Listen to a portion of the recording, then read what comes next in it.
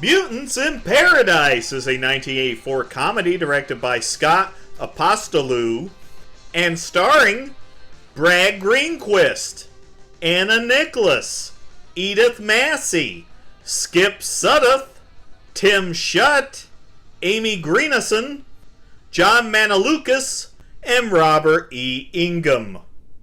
The film opens with visions of nuclear holocaust. In the future, you and your families will be made immune to all forms of lethal radiation. What?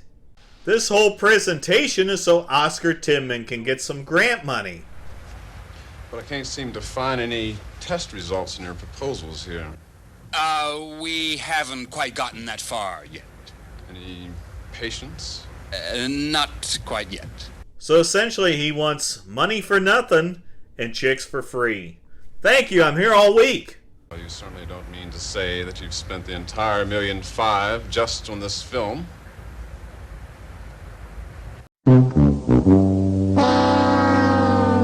Oscar needs to move forward with his con and starts a process of finding a subject. Then the film becomes a silent movie about Steve.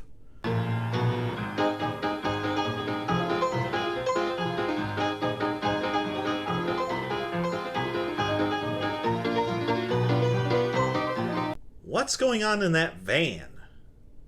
Steve is in the hospital and gets sold on the operation to become an anti-nuke man with Dr. Dirchfall. Is that the University of Virginia? Look at these fucking Russians! That Sonia, Ivan, and Vladimir are not yokel locals from Charlottesville, Virginia. Charlottesville, Virginia. What is here? Called that shit. You know, Oscar, I don't think I've ever heard of Dr. Dirchfall. You know, there's a lot of doctors you've never heard of. Steve meets Dr. Dirchfall, and she's really pretty. We won't have buildings with elevators, just the whole floor will move.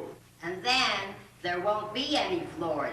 Buildings will be one big round ball. And television will show 4 movies all at the same time. What the hell are you talking about? They get high and have a flashback to the original patient. Oh, you see, I'm here to turn that puppet into a real live boy.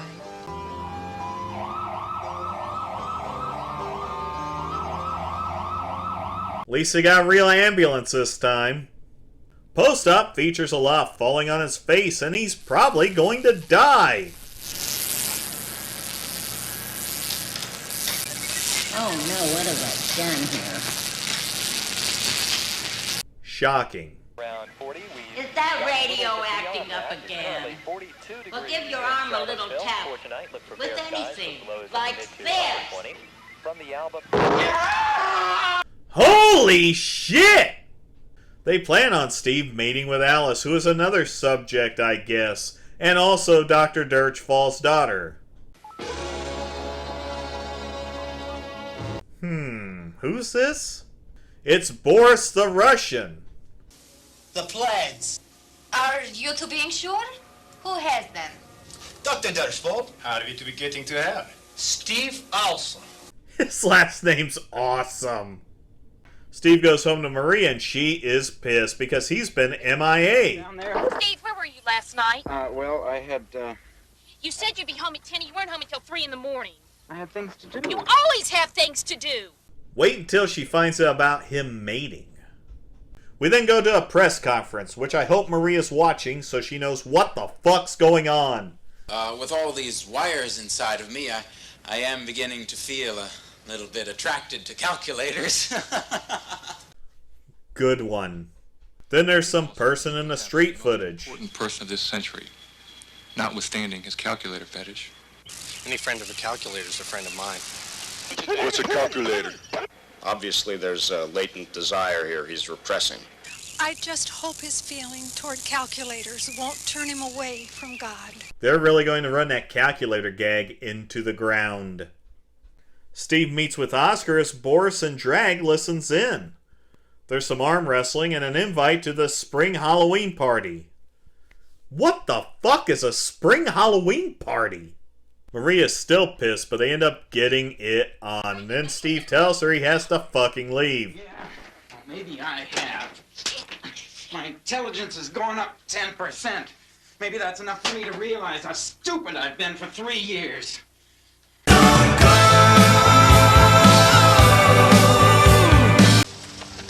am having no idea where we are.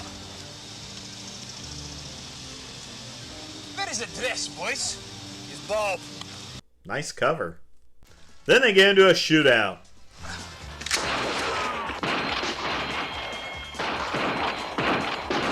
Steve gets a costume together featuring an old school mariner's cap and then gets hijacked by local paparazzi. It's party time and we immediately cut to Steve at said party. Anyway, I want you to stay close by because you know who may be here soon. Does Alice actually exist? I mean, the movie's already half over. Alice is my favorite of all my 6 children. She is the only one that isn't mentally retarded. Jesus. Oh, that must be her now.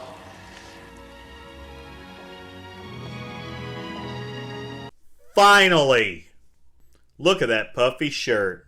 I thought that kind of beauty went out with Helen of Troy. Oh, no. She'll go out with anybody. So what you're saying is your daughter's a slut. What a stud! He takes some PEDs and finally gets the box open.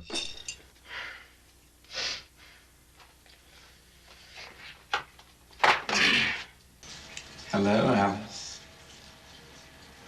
Hello, Alice. Hello, Alice. Shut up. Alice, this is your mother. Steve's here. Oh, shit. Wow. There's a date montage and it appears that Alice isn't a big fan of Steve.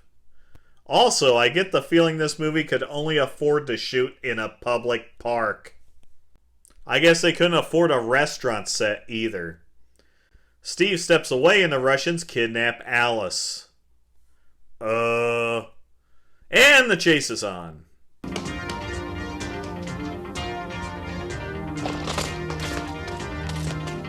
Holy shit!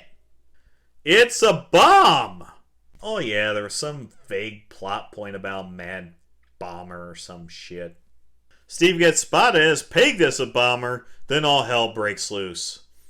As the Russians grill Alice, there's another montage, but this time it's on the run. Steve has a stupid dream that he's awoken from by Boris dropping a bottle of vodka, and proceeds to tail him.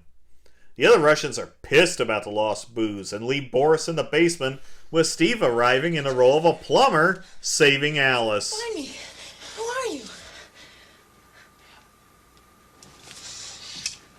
Ooh. Steve poses as Boris, which shouldn't work, and it doesn't, so they're stripped down and tied up. I don't know. And they get it on. As they plan on killing the pair, Steve and Alice attempt to get their clothes.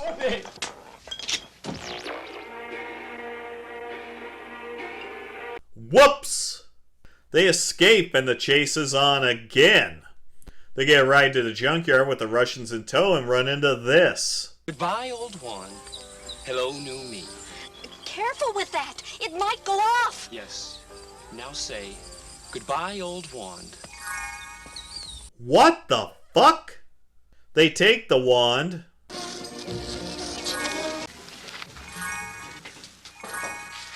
The hell just happened? The Russians are all gone and Steve makes a reveal that it's actually him. Then gets the ultimate cold shoulder. Fuck! Oscar reveals the entire thing was bullshit and everything he did was inside him all along. The end. The title Mutants in Paradise is complete bullshit. Are there mutants? No, not really.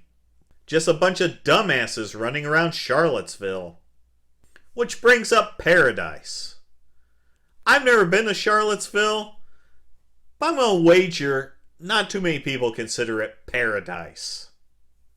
The film is just an array of unfunny situations. There is no real plot, it's a bunch of leftover pieces from other movies, I guess. The film was shot in 1984, but not released until 1989, which makes me kind of wonder if it sat there until they saw an opportunity to bank on Brad Greenquist's appearance in Pet Sematary a few months before. I know that sounds weird, but who knows? This film is a waste of time, talent, and a little bit of money.